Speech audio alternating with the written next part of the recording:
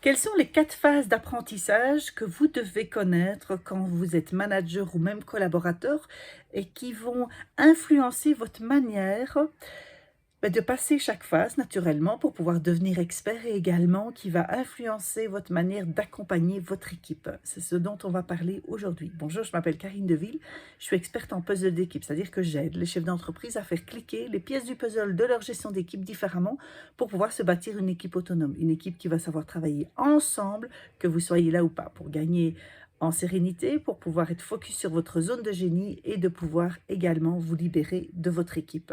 Et donc gagner un temps considérable et également de pouvoir voir votre chiffre d'affaires grimper ou la rentabilité en tous les cas de votre équipe grimper.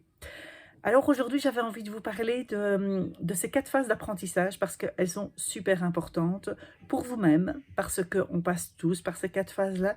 Et quand on est mieux conscient par quoi on passe, on sait mieux les passer avec plus de fluidité ou du moins on sait où on doit agir, on sait là où on doit mettre l'accent sur ses actions. Alors la première phase, c'est la phase de « je ne sais pas que je ne sais pas ». Et donc cette phase de je suis inconsciemment incompétent. C'est-à-dire que je n'ai pas encore compris que j'ai des choses à apprendre dessus. Et donc, même si on n'en sait pas grand-chose, et par exemple, je rencontre ça chez certains chefs d'entreprise au niveau de la gestion d'équipe, ils ne savent pas qu'il y a des choses qui ne fonctionnent pas ou qui pourraient fonctionner différemment. Et donc, là alors, ça va être très difficile. Il est impossible de faire de nouveaux apprentissages puisqu'on a l'impression déjà de savoir penser qu'on sait tout. Ou alors qu'on n'a pas besoin d'apprendre parce que ça fonctionne déjà pas mal comme ça. Et donc, vous aurez beau essayer de convaincre la personne, ça ne sert strictement à rien. Elle ne sait pas qu'elle ne sait pas. Donc, il va falloir, pas la motiver, mais il va falloir lui mettre le doigt dans un processus d'apprentissage. Et la manière de faire est la plus simple, c'est de voir en quoi je peux t'aider, d'aller et de repérer par où est-ce qu'on peut prendre. Et des fois, c'est complètement à l'opposé de votre objectif, mais le but, c'est de pouvoir y aller pas à pas. Ça, c'est la première phase. Et puis alors, quand on se rend compte que la deuxième phase, que on commence à ne pas savoir des choses, ça, c'est la deuxième phase qui vient, c'est je ne sais pas, je sais que je ne sais pas. Et donc ici, qu'est-ce qui va se passer? C'est que je vais me rendre compte des lacunes que j'ai, des croyances que j'ai, des blocages que j'ai qui font que, oui, ce n'est pas fluide comme j'aimerais, oui, je n'atteins pas les mêmes résultats que quelqu'un d'autre et que j'aimerais bien y aller. Et donc là, on se met dans l'apprentissage. Là, on commence à faire ses premiers essais, on commence à tester certaines choses, mais par contre, la peur est là. La peur de l'inconnu, puisque on va aller vers de l'inconnu, on va tester, on va sortir de sa zone de confort, première chose, et on va se confronter. Et vous, en tant que chef d'entreprise, vous allez vous confronter pour vous-même quand vous êtes en phase d'apprentissage, mais également pour vos collaborateurs, à tous leurs mécanismes de défense. Et donc, un mécanisme de défense, qu'est-ce que c'est? Ce sont des croyances, finalement, des choses sur lesquelles j'ai tellement cru toute ma vie que, voilà quoi, on appelle ça des croyances limitantes, c'est des choses qui vont me limiter. Ça va arriver comme quoi, mais dans mon secteur, je ne vais pas être spontanée, je ne vais pas être naturelle, ça va être mécanique, mais c'est pas comme ça qu'on parle, etc., etc. Et donc, ce sont que des mécanismes de défense. Ne vous tracassez pas, c'est totalement logique. N'essayez pas de convaincre non plus.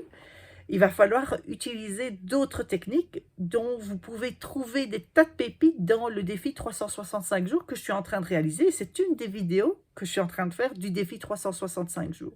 Et donc, quand il y a des mécanismes de défense comme ça, c'est pas comme ça qu'on fait, etc. Moi, je ne saurais pas le faire. Dans mon entreprise, c'est pas possible. Ce sont que des mécanismes de défense qui sont là. Et il va falloir les travailler. Pas essayer de convaincre, mais de les travailler avec la personne. Parce que si elles sont là, c'est qu'elles ont une bonne raison d'être là pour la personne. et que vous ne saurez pas les changer comme ça dans un claquement de doigts.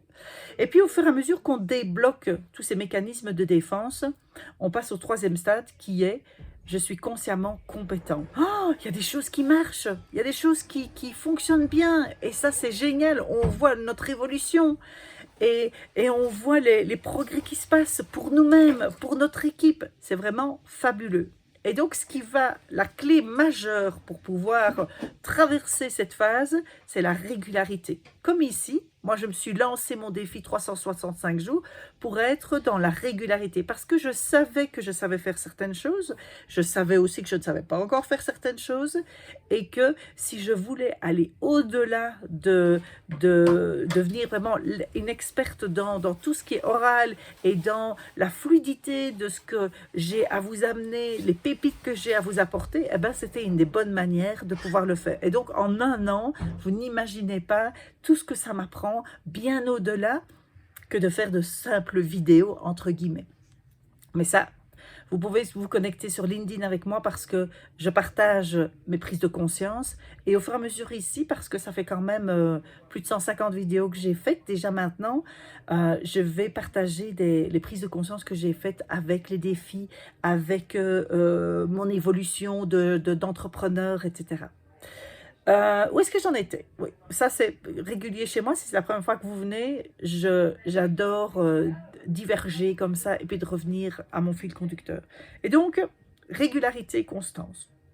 Et puis, vous arrivez au quatrième stade, qui est le inconsciemment compétent. C'est-à-dire que on arrive là à avoir un mécanisme qui vient et qui n'est plus perturbé justement par des tas des tas de conscience, c'est-à-dire qu'on fait les choses sans s'en rendre compte. Comme maintenant, quand vous êtes devant votre, assis à votre siège conducteur quand vous conduisez, vous êtes inconsciemment compétent. Et c'est là le domaine ultime pour pouvoir retrouver de nouvelles habitudes, de nouveaux mécanismes et de pouvoir voir le monde autour de vous, votre entreprise changer. C'est qu'il faut atteindre ce quatrième stade. Et c'est ce que je vous invite à faire dans tous les programmes que je vous propose, dans toutes les manières de vous accompagner, c'est d'arriver à ce quatrième stade. Voilà, j'espère que ça vous aura aidé. Dites-moi justement en commentaire en quoi ça vous aide. Si vous n'êtes pas encore abonné à cette chaîne YouTube, abonnez-vous à la chaîne YouTube parce que vous allez recevoir des pépites, si en tous les cas, si ça vous intéresse. Si vous n'avez pas encore fait mon style de management, ben faites-le parce que vous aurez un rapport qui va vous expliquer votre manière de gérer l'équipe et surtout ben, vos forces et vos faiblesses. Et puis la dernière chose, mettez-moi un commentaire sur vous, quel stade est-ce que vous bloque le plus finalement. Je vous souhaite une belle journée. À bientôt. Au revoir.